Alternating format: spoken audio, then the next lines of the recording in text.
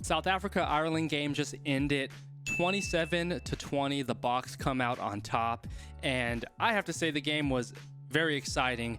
It was uncharacteristically sloppy and a lot of mistakes, mishandles, penalties, and unorganized from both sides of the field.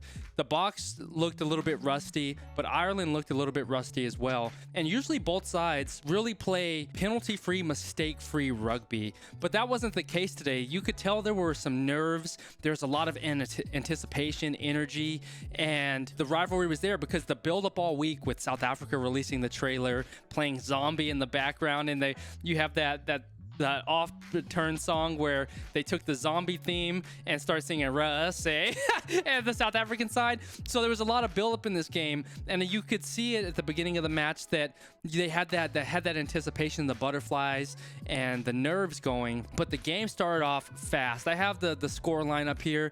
We had in the first 2 minutes of the game, KLA Curly Ardenser scores an exceptional try, found the opening on the left side of the wing.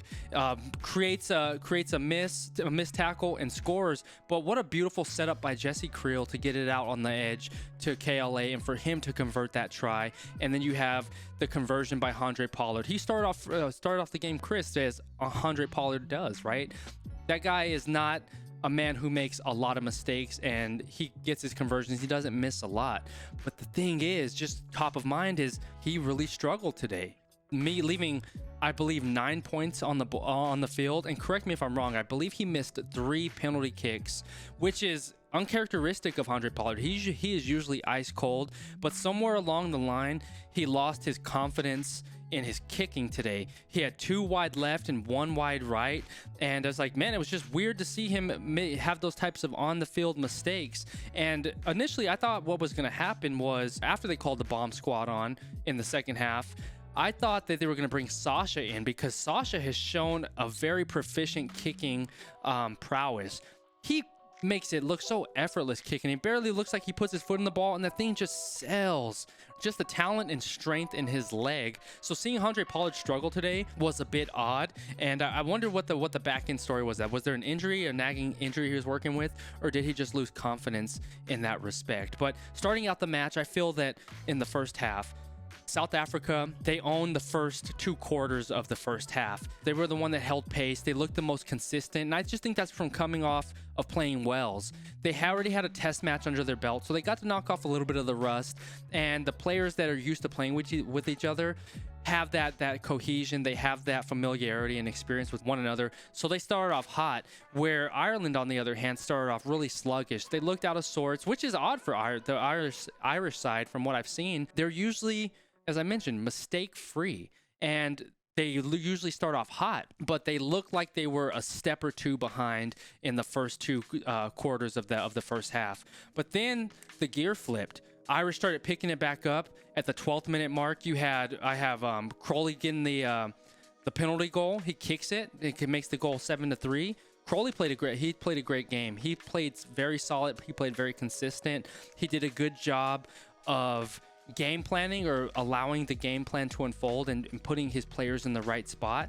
And so I think Jack did an exceptional job. But then the third and fourth quarter of the first half, Ireland's really started to put the pressure on South Africa, and they started to get their steam going. They started to make plays happen. And I have to just give a massive shout out to Ireland, because they did an exceptional job of creating turnovers. Every time it looked like South Africa was threatening and making a drive and putting their phases together, South Africa just creates the turnovers. They pull the ball, get in their possession, kick it out of the territory, gain meters. They did an exceptional job creating turnovers against South Africa, and I was very surprised to see that. They really did a great job of pressuring, creating turnovers, and fighting back with South Africa. So it was that slugfest that I was envisioning, but it was a sloppy, it was a rusty slugfest from both sides. Both teams did a great job, but you can tell there is a little bit of a dust or rust to knock off the wheels, in a sense, for both sides. They don't look like the teams, the well-polished oil machines that we're used to seeing. It's still a bit of rust that needs to be knocked off, and that makes sense, right? This is the second test match for South Africa this summer, the first one for Ireland this summer, I believe. And just correct me if I'm wrong and I miss any points. I always love that you're able to correct me and point me in the right direction if I miss anything, because everything I'm talking about is just off the top of my head, just as the game ends and my initial reactions. But then we go before half. We have Pollard. He nails 2 strikes. He gets at the 17th minute, he kicks a penalty goal. At the 28th minute, he kicks a penalty goal that sets the score 13-3. And then we have, right at the 34th minute, Osborne from Ireland scores the first try for Ireland in the game, and giving Ireland that momentum and going into half. So we could see they were setting up to be, to me, like what I thought was going to be a very close ending match. Before the match, I was on live stream and I was talking to the crew, and I mentioned that I thought the scoreline was going to end 18-15, South Africa being on top at the end. I had the game ending within a 1 to 3 point margin, or 1 to 3 point spread, and it ended up not ending that way. But I just thought it was going to be a closely contested match, just the way that both of these sides played, and the rivalry and history that goes into this match. So halftime unfolds, and we get back out, and South Africa turns on the gas, right? They turn on the gas, they come out hot, eventually sub in the bomb squad. And that's when I felt like, the transition, it was going to happen. Like, it's my first time seeing the bomb squad and hearing the crowd get on their feet, just roaring. It's like, this is a moment. This is the moment where the tide starts to change. And let me know what minute they brought him in. I can't recall what minute the bomb squad came in. I want to say around the 55th minute, 53rd minute, something around there. But that's when I feel that, they were really just trying to wear down the Irish side, because Porter went down with an injury. Something happened with his hand. Was it Osborne that the player that hit his head? He had whiplash because the tackle by Snyman just completely bulldozed. I mean, his head bounced off the turf. He had whiplash. He had to come out of the game. And the South African side, once that bomb squad came in, I started seeing those injuries and those nagging injuries come through, and just start wearing down the Irish side a little bit more and more. And then the play that sort of just broke it open. We had the score. It was 13. Let me see. Look, it was 13-8. South Africa up. The play that sort of broke the camel's back, in a sense, that broke the Irish, I saw, was the kick. So I believe Andre Pollard kicked the ball on the right side of the field. James Lowe, he fielded the ball because it was going to be a line out. If he would just let it go out of bounds, it was going to be a line out. But he decided not to field it and not give South Africa the line out. James Lowe jumps, catches the ball. He tries to pass it back in field to keep the ball in play. And while he's lifted, he throws it back in play. Cheslin Colby on the right wing gets the ball. He taps it towards the try line, chases it down, and gets the try. 64th minute. Blows my mind. You already know that Cheslin Colby is my guy. My first time actually seeing him play live, and he met and surpassed my expectations of watching him play. I love Cheslin Colby. For him to chip it, to chase it, to get the try, put South Africa up 18-8 at the 64th minute. That was ice cold, man. That was ice cold.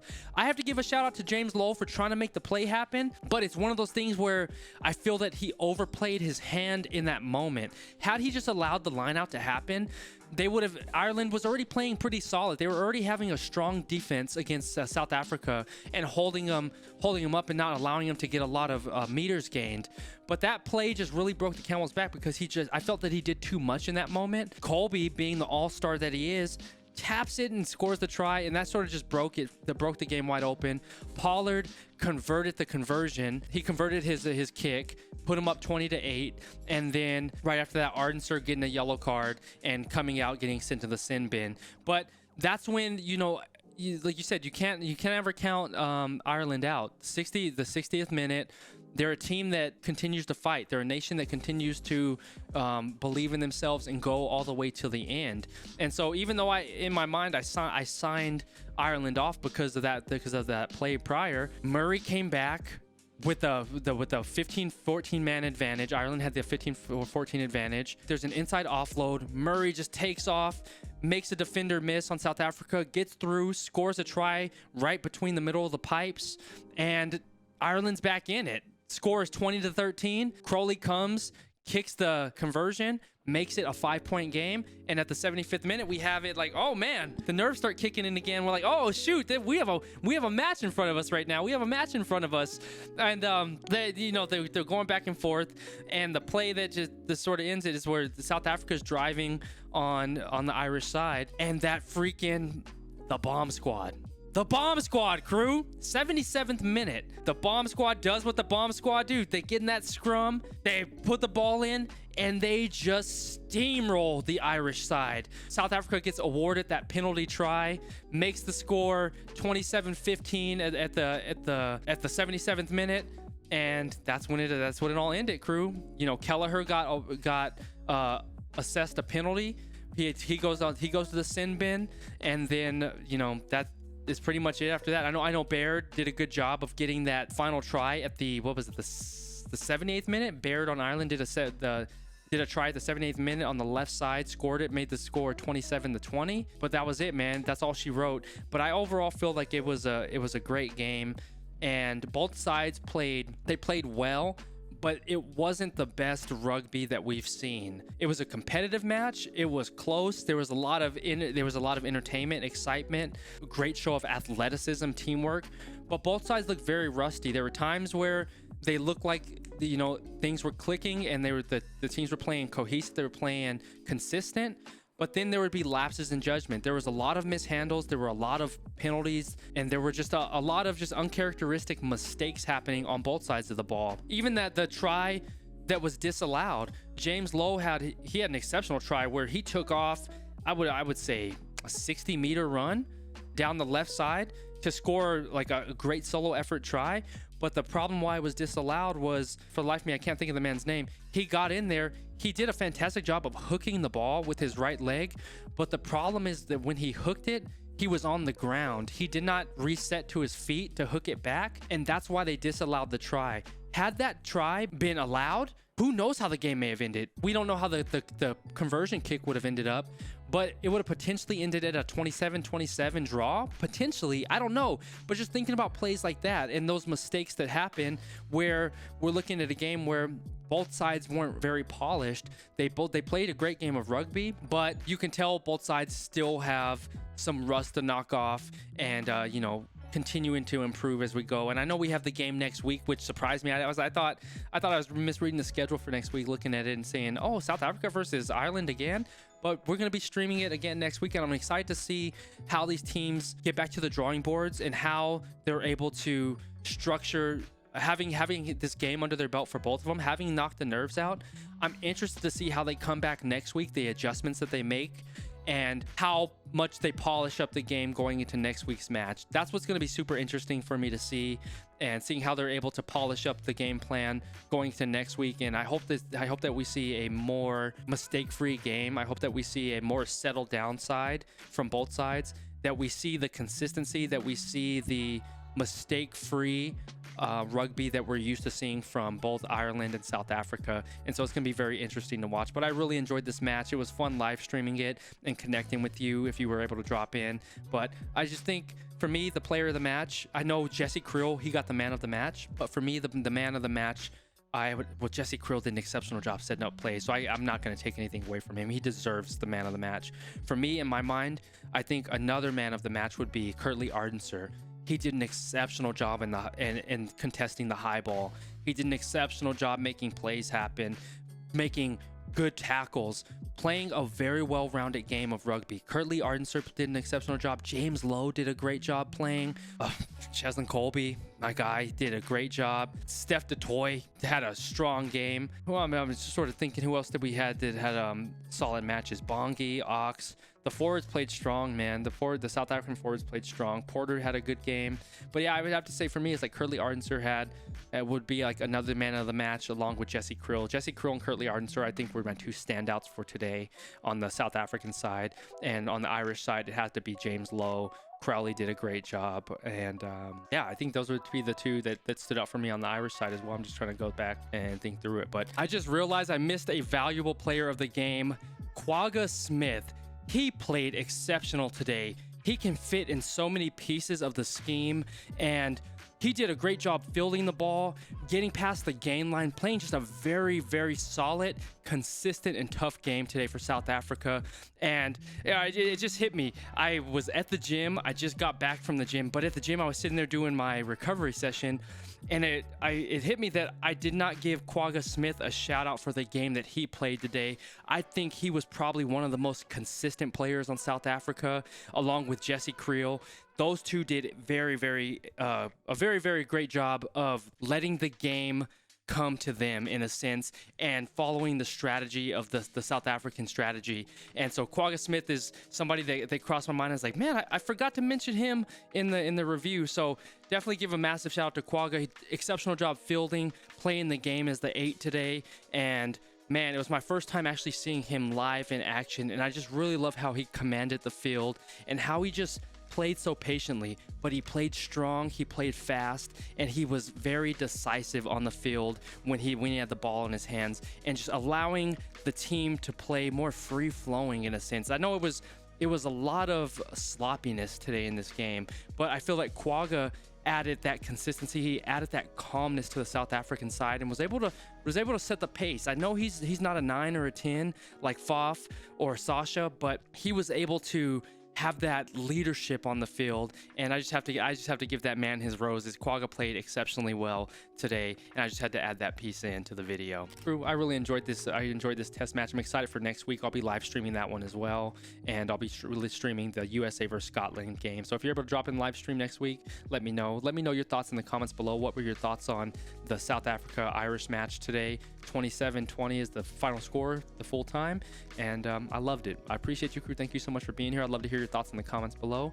Be sure to drop into our Discord, which is in the comments. I'll let you know the upcoming live streams we have in our announcements, and we just connect offline, talk about life, family, rugby, whatever have you. Drop into our Discord, and that's in the descriptions below, Qrew. We'll catch you on the next one, Qrew. I love you. I appreciate you. We're going to continue to grow and do more analysis and up-to-date or what do you call it, current events within rugby like we're doing watching these matches. But I'm here because of you. I have so much gratitude, love, and appreciation for you, and I'm just learning so much because of you, Qrew. And I can't say it enough. There's not enough words to express how much gratitude and love I have for you, and you're continuing to support me in your friendship. Where I'm gonna travel the world, and I'm gonna meet you in person, and we're gonna connect, have food, drinks, conversations, and some laughs together. But honestly, you all mean the world to me, and I'm here because of you, and we're growing this together. And the mission for QSN is continuing to evolve and change. I want to sponsor youth rugby clubs, get them kits, get them boots, build out fields for lower income societies around the world, South Africa, New Zealand, wherever have you, so these kids can grow up and have the stuff that they need to grow. I want to be able to give back to the game of rugby because the game of rugby has given me so much. So there's the mission of QSN is growing more and more and more every single day. And we're going to make it happen, and we're going to do this together, Qrew. And I'm looking forward to it. I love you. I appreciate you. We'll catch you on the next video. I hope you have an amazing rest of your week and weekend. Always stay laser focused on your dreams and your vision, and remember that you're in control. I love you, Qrew. Peace.